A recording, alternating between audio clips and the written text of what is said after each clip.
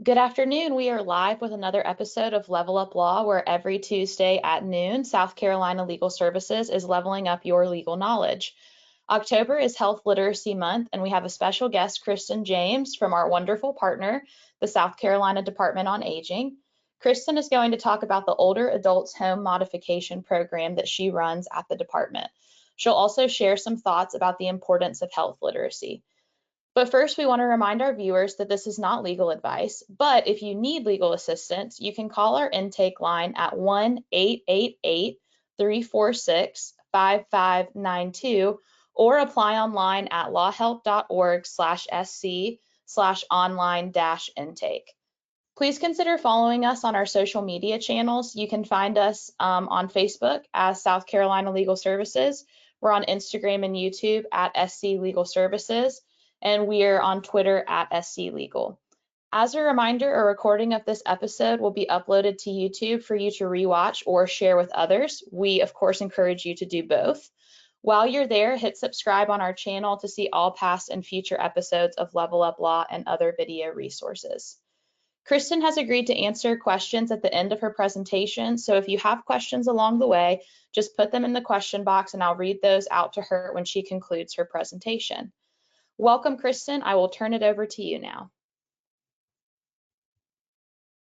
Thank you, Sally, and thank you all for having me today. Again, my name is Kristen James. I'm going to switch this over. My name is Kristen James. I'm an occupational therapist working with the Older Adult Home Modification Program at the South Carolina Department on Aging. I've been a licensed occupational therapist for about 5 years now, and I've been with the agency since November of 2021. So I'm really excited to share with everyone what we've been working on and how we're hoping to serve our older adults in South Carolina.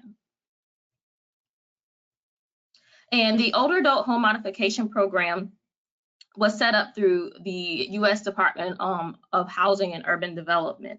And the goal of this home modification program is to enable low-income elderly persons to remain in their homes through low-cost, low-barrier, high-impact home modifications in order to reduce the risk of falling, improve general safety, increase accessibility, and to improve their functional abilities in their home. And the overall purpose of this is to allow older adults to age in place. Healthy People 2030 through healthy.gov, their national objectives are to reduce fall-related deaths of older adults and to reduce the rate of emergency department visits due to the falls of older adults. And this is something that HUD, in partnership with the Association of Occupational Therapists, are working together to hopefully overall decrease the amount of hospitalizations and overall the amount of falls that older adults are having. Why is this grant important for South Carolina? That's one question that the agency had to ask, and we have some really important needs in South Carolina, and I'm sure you all working with the South Carolina Legal can understand that the community that we serve are in need of many things. And we had several social determinants in South Carolina that we were looking to serve with our older adults, and that included poverty and low household income, rural locations, and aging populations. And I'll go through each of those and kind of give a little bit of background information on why that was important to the Older Adult Home Modification Program and serving seniors in South Carolina. So overall, about 11.5% of seniors in South Carolina live in poverty. About 14% of the state's population is already living in poverty. And just a little bit of a statistics about our older adults. Over a third of seniors live on Social Security alone, some as little as $710 per month. And with many of these older adults living on a fixed income, they don't have many funds remaining to complete home repairs that they need in order to age in place and to decrease their risk of falling in their homes. And I've got a map here showing the percent of population of poverty in South Carolina. And this map is not very recent, but I want you to take a look at this map, and it'll come up a little bit later. We're going to see a really identical map of South Carolina once I show you some of the eligible counties for our older adult home modification program. So rural locations in South Carolina. we really wanted to focus on the substantially rural areas in South Carolina. And again, 32 out of 46 counties are considered substantially rural. And through HUD, they wanted to focus on high poverty communities where we need an increase of economic activity, and in economically distressed communities where they need new investments that may be eligible for rental tax treatment through these opportunity zones and promise zones. But this grant is eligible for 29 counties. And again, we've got a large amount of our counties that are included in those opportunity zones and in those promise zones. And older adults in rural communities would like to age in place in their own homes, but they report that they need modifications in their homes in order to meet the needs that they have as they age. And our aging population in South Carolina. In 2009, the U.S. Census Bureau estimated that 27% of South Carolina's population would be 60 and older by 2030. So we really need things in place to help them age in place. About 18% of the state's population is now 65 or older. The youngest of the boomer population is nearing 60, and we need programs in place to help them as they age. And again, with aging comes an increased risk of falling. So falls are not a normal part of aging, and they can definitely be prevented.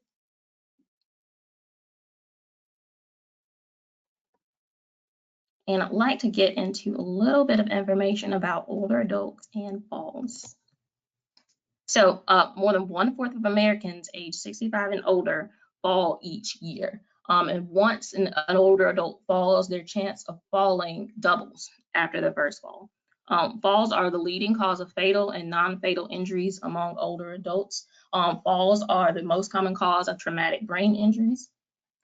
And again, researchers predict that there will be 7 deadly older adult falls every hour by 2030.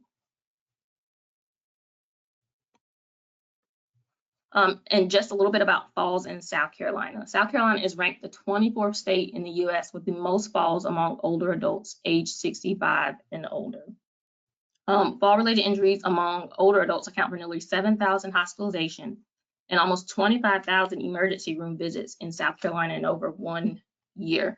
That goes back to that healthy 2030 state objective that we want to get those hospitalizations down, those injuries down, and we want older adults to remain safe in their homes, especially in the state of South Carolina. And there are a few fall statistics. Females have a higher chance of falling than males. Socioeconomic status also plays a role in that. Those who have an annual household income less than $25,000 compared to those of higher income are more likely to fall. And individuals living in non-metropolitan areas have a higher risk of falling compared to those who live in metropolitan areas.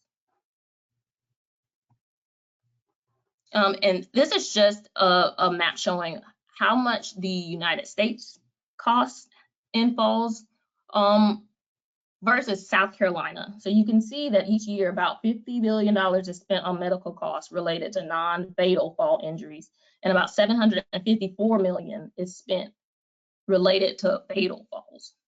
And again, we do want to decrease those numbers. And where do falls occur? I do want to tell a quick little story. And this situation happened before I entered grad school to become an occupational therapist. But my sister and I were driving around in a neighborhood, and we just happened to see an older woman on the ground outside of her home. Looks like she may have been gardening. She had gardening gloves on. She had fallen, and we could see her on the ground just reaching up for help. So we pulled over the car, went over to help her up. And of course, she said that she had fallen, couldn't get up. She didn't have a life alert. There weren't any neighbors around, and it was about dusk, and it was getting dark outside and getting cold. So we were really lucky to have found her at that time just to be able to help her. Again, she didn't go to the hospital. She refused help. She had a couple of bruises. And that is one thing, and I'll talk about a little bit later. A lot of falls go unnoticed by medical providers. But I like to tell this story because this is one instance of how older adults need help, and they may not have family or caregivers or friends around to help them. So we need to make sure that they have environmental modifications in place to help them in times like this, so that we can prevent those falls and prevent those deaths. I'm sure all of you know someone who has fallen. So we want to make sure that we do all that we can for these older adults. And again, that fall occurred outside of her home, but 60% of falls occur in the home or somewhere around the home. That other 30% may happen in a public setting, and that other 10% may happen in a hospital. So we want to make sure that we do all that we can to decrease the amount of falls that at least occur in the home, and that's what we're focusing on with this grant. So we have a couple of risk factors for falls, and we like to categorize them by a few different ways. So intrinsic, extrinsic, and behavioral. So those intrinsic factors, those are something that will happen normally. With increasing age, you have a higher risk of falling. If you've had a previous fall, like I stated before, you have a higher chance of falling after that. Sometimes it could be through chronic diseases. Again, some of those will come with age. And even that fear of falling. With urgent incontinence, you may not be able to make it to the bathroom. So that therefore will increase your risk of falling. With intrinsic factors, we like to relate those kind of back to those environmental factors. So things in your environment that maybe can be changed to decrease that risk of falling. So if you have a low toilet seat, sometimes it can be a little bit harder to get up. If you have hard to reach personal items, that increases your risk of falling. Any step hazards or unsafe railings that may be loose and allow an older adult to fall can be concerning. And even some of those behaviors, which we can attempt to fix with education, are really important. But going back to those intrinsic factors, we want to make sure that older adults can get through activities of daily living a little bit easier, and that's what I, as an occupational therapist, will focus on in this grant as well.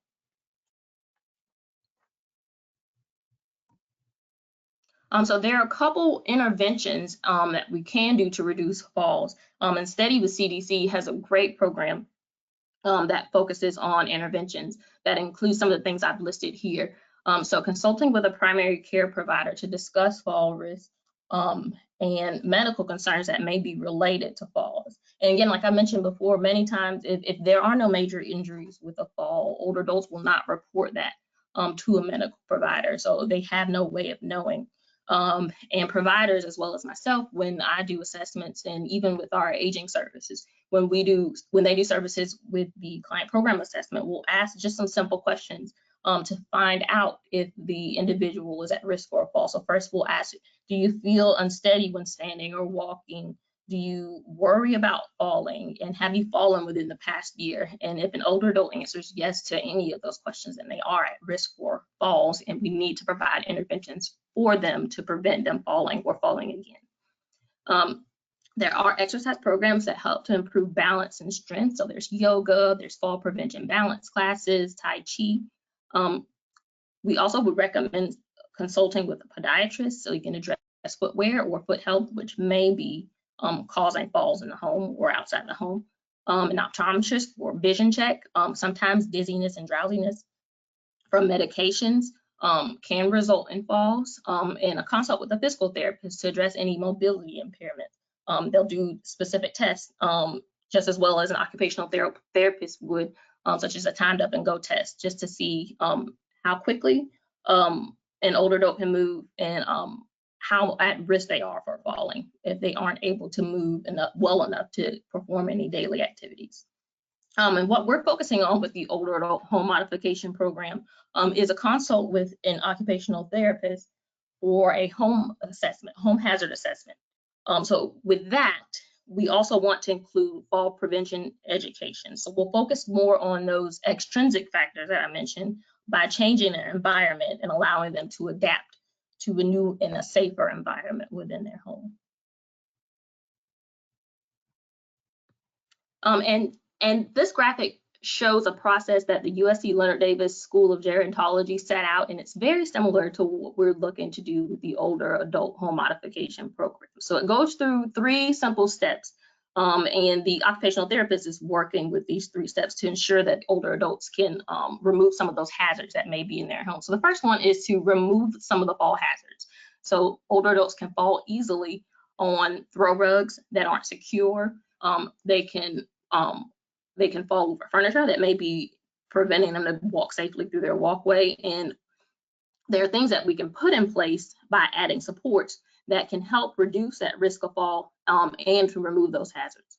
So improving lighting, again, if they're going to the bathroom and they aren't able to see because of dim lighting, we can add lighting for them to be able to see. Shower seat or bench so that they don't have to stand, or if they don't, so to make sure that they don't slip while they're standing in the shower. And ultimately, we'd like to change their overall behavior. We want them to be able to think about, what am I doing in my home right now that may cause me to fall?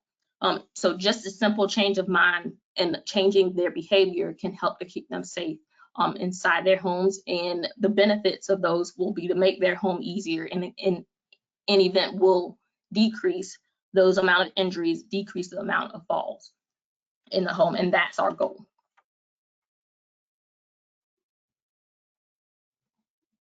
So I'll get into a little bit of information about the grant next. And the South Carolina Department on Aging was awarded $1 million for a 3-year grant period. We are one of 2 organizations that were awarded the grant in South Carolina. We'll be serving about 29 homes across 29 counties across the state of South Carolina, and our goal is to hit at least 149 homes. We'll be working directly with the area agencies on aging who we're working with on additional aging services to serve the older adult population. And I mentioned how this program will primarily rely on the expertise of an occupational therapist. And as an occupational therapist, we take a holistic view of the client. We look at how able they are to perform activities of daily living. And while we look at that information, we are going to do a home hazard assessment to see if there are any hazards or any barriers to prevent them from performing in daily activities. And we'll work with them to provide fall prevention education and to make sure that they are able to age in place safely in their homes. And I mentioned home modifications. I want to clarify exactly what home modifications are. So low cost, high impact modifications include the installation of grab bars. It can include stair railings, temporary ramps, and lever style handles for doors and faucets, and temporary ramps. And I'll go through an additional list that kind of highlights exactly what we're looking to install for these older adults. We do have a few requirements. We do require that the older adult be age 62 or older, and they do have to own their own home where the home modifications will be installed. They do have to be an owner and on the deed of the home or a co-owner of the home. They also must live in the state of South Carolina within an eligible county, and they must be classified as low income. So they must have an annual household income equal to or less than 80% of the state, local area median income. And that for one person in one household would be about $43,050 where we are for the year. And it does depend on the year, and that number could change in 2023. And here is a map of our eligible counties, and I wanted to reference that when I talked about the rural counties. This map looks very similar to that one that was a few years ago. So we do want to focus on these 29 counties for right now. And again, that focus was on low income and substantially rural counties. And that's how the 29 out of 46 counties were chosen. And most of these flood areas and flood zones were, as you can see, restricted. So we hope to be able to include remaining counties. And I'll talk about that at the end, with maybe with state funding or with another round of federal grant. There are a lot of older adults in rural areas and some of these larger cities that do need assistance. And I'm going to go back to the older adult home modification, eligible and ineligible home modification. So again, those eligible items include grab bars, they include stair railings, temporary ramps, lever style handles to replace knobs, handheld shower heads, and lighting replacement. So some of those ineligible items include permanent ramps. So anything that can't be picked up and removed would be considered a permanent ramp. We cannot do any roof installation, no walk-in showers. We can't install any new flooring or electrical service. So there are a lot of larger scale repairs that are needed in some of these low income homes We cannot serve those individuals, but we can refer them to other organizations around the state who can provide some assistance for them. And these are just some examples of eligible home modifications.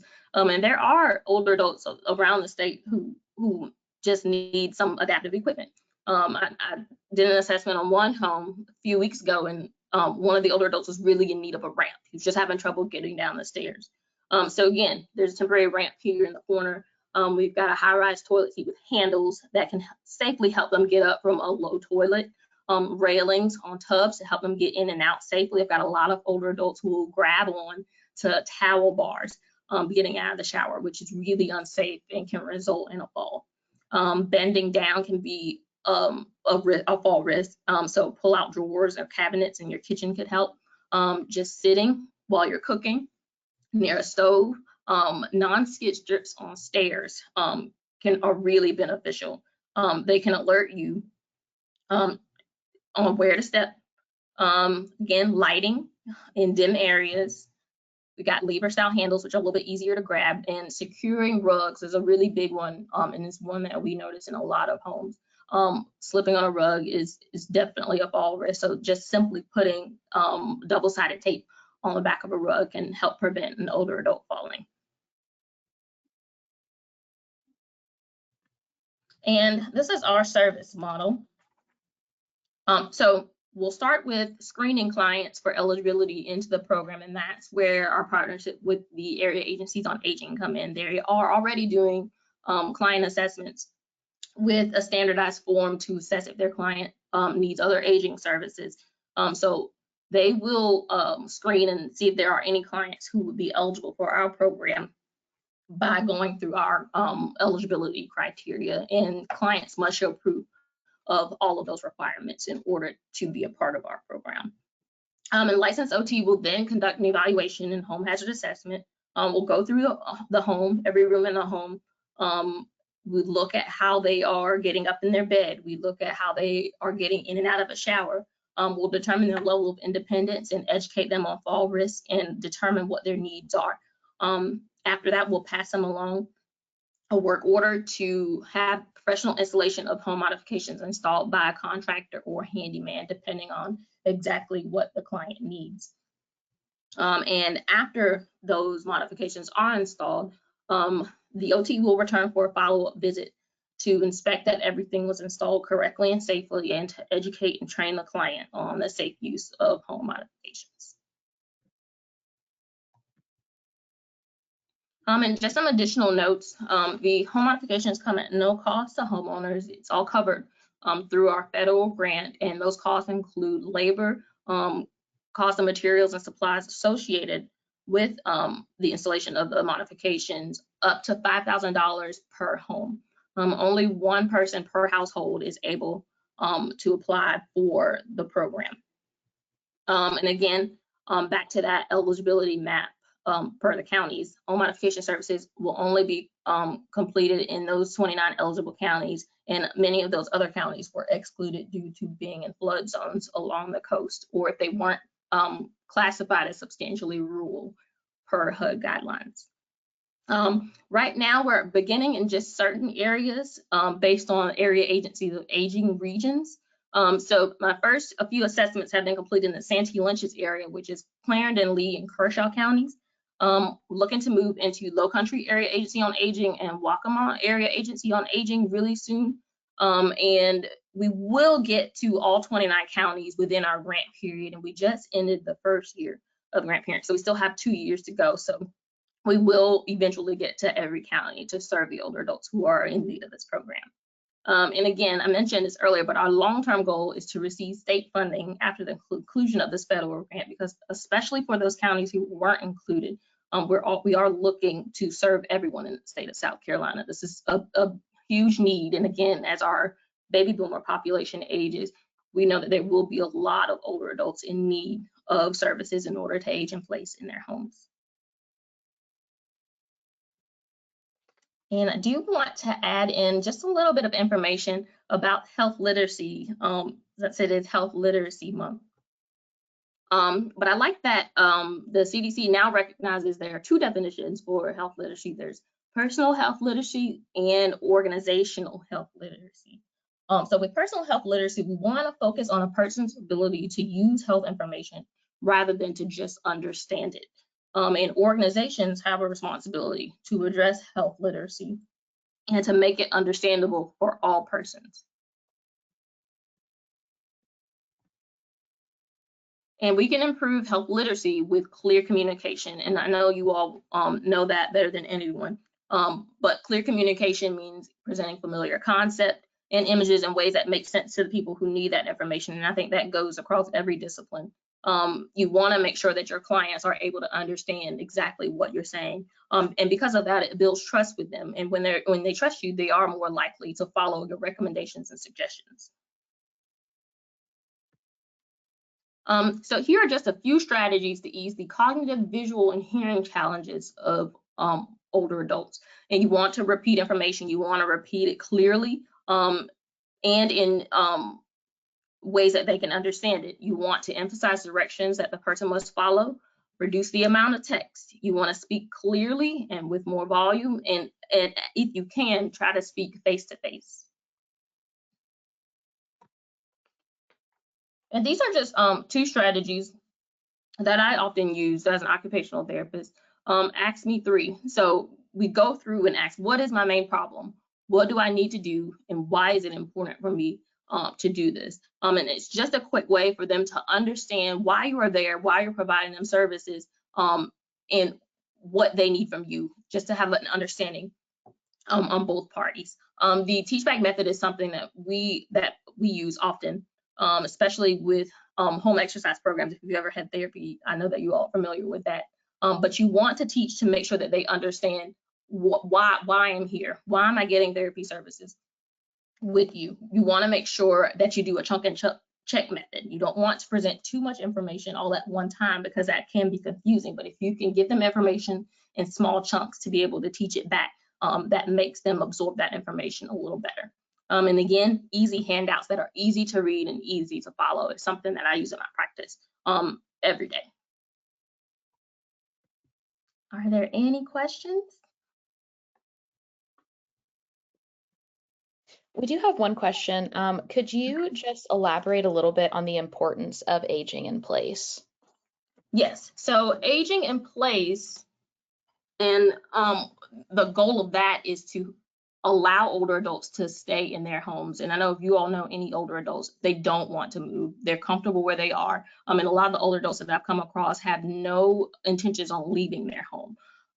With many older adults, if they have failing health or income, it could be for any reason, they aren't able to stay in their homes, and they may have to go to an assisted living facility or may have to go live with adult children.